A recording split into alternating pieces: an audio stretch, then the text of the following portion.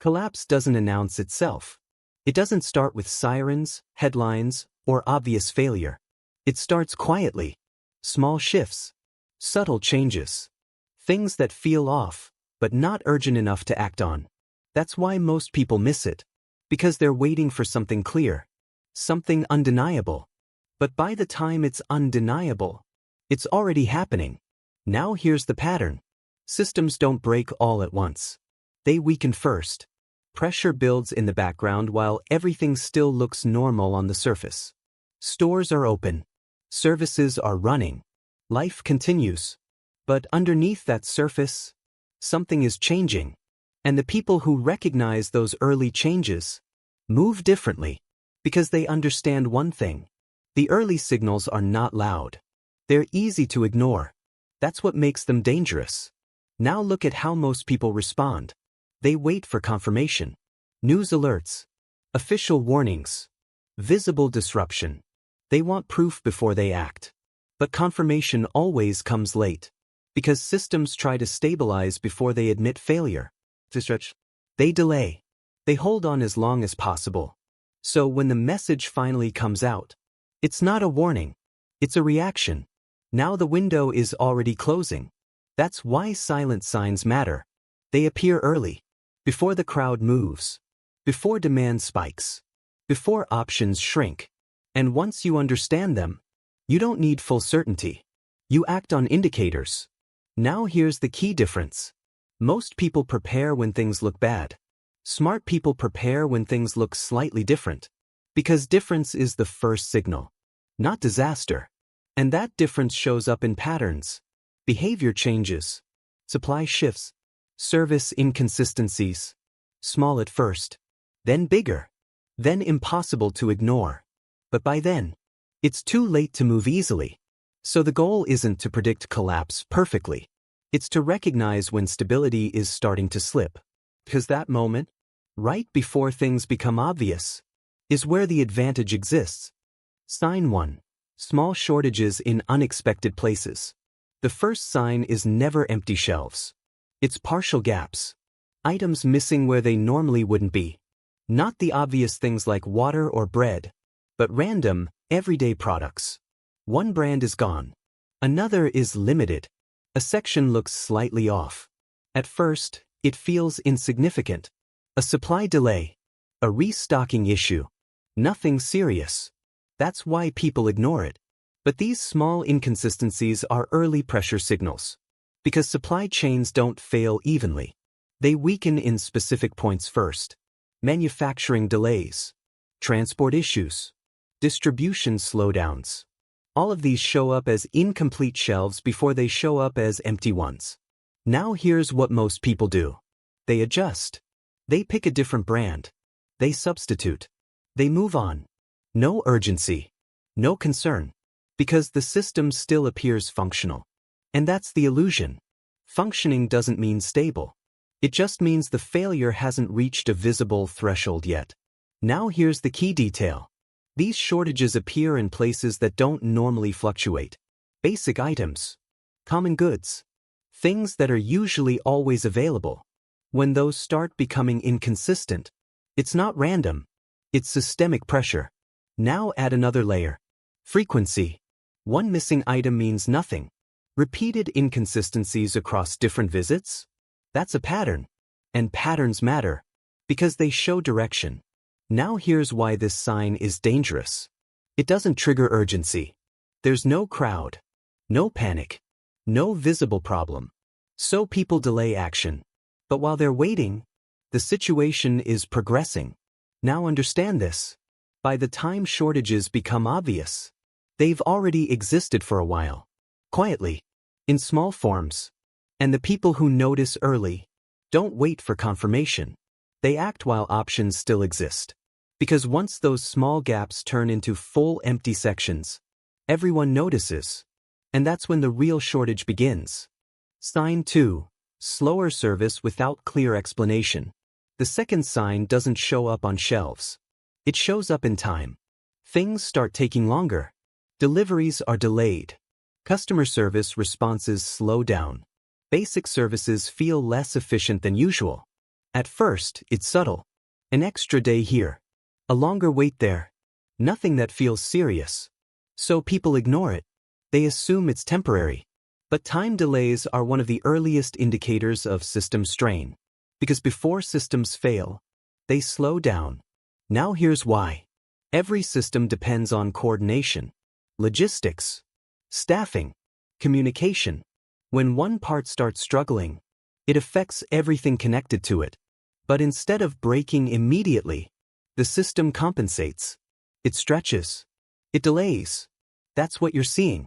Not failure. Pressure. Now here's what most people do. They adapt. They wait a little longer. They try again later. They don't question the pattern. Because everything is still working. But working slower is not the same as working normally. And that difference matters.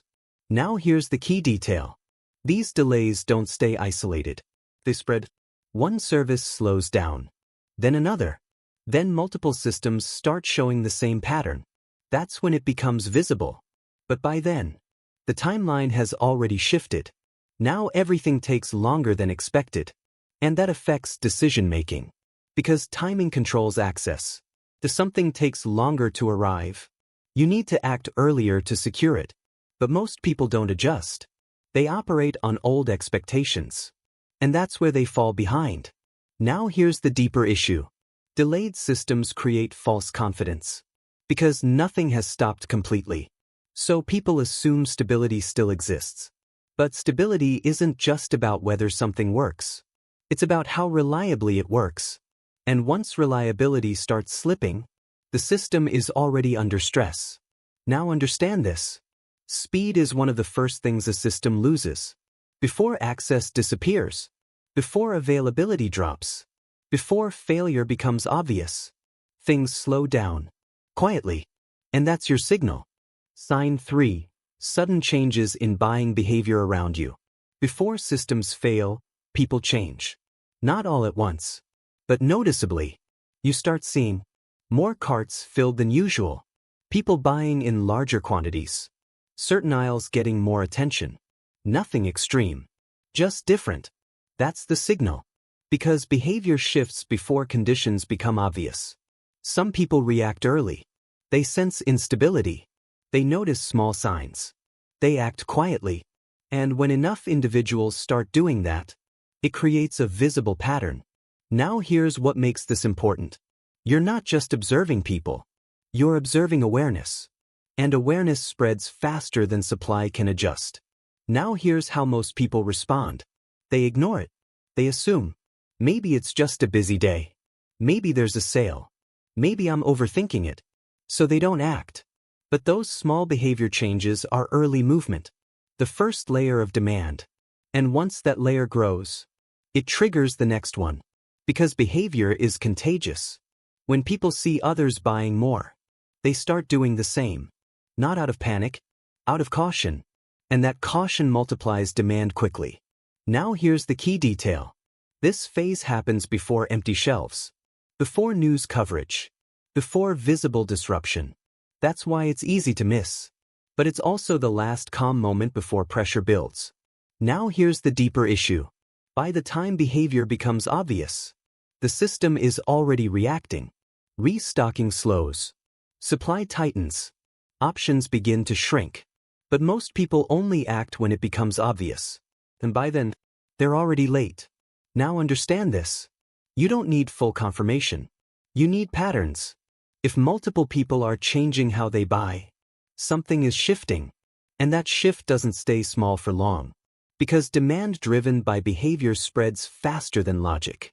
And once it reaches a tipping point, everything accelerates. Sign 4. Quiet restrictions and subtle policy changes. Not all warnings are public. Some are hidden in small changes. Limits that appear without much explanation. Policies that shift quietly. Rules that weren't there before. At first, they seem minor. A purchase limit on certain items. A change in store hours. A service that now requires more steps than before. Nothing dramatic. So people accept it. They adapt and move on. But these small restrictions are not random. They are control measures. Put in place when systems start feeling pressure. Now here's why this matters. Organizations don't wait for collapse to react. They adjust early. They try to manage demand. They try to slow things down. And they do it quietly to avoid panic. That's what these changes represent. Not stability, containment. Now here's what most people miss. The intention behind the change. They see the surface. But they don't ask why it's happening. Because everything still looks functional. So they assume it's temporary. But temporary changes that appear across multiple places are not temporary. They are signals. Now here's the key detail. Restrictions appear before shortages become obvious. They are an attempt to prevent visible failure.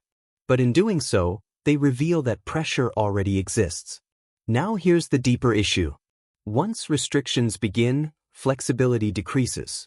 You no longer have full access. You're limited by rules, timing, and availability. And that changes how fast you need to act. Because what was once freely available now has conditions attached.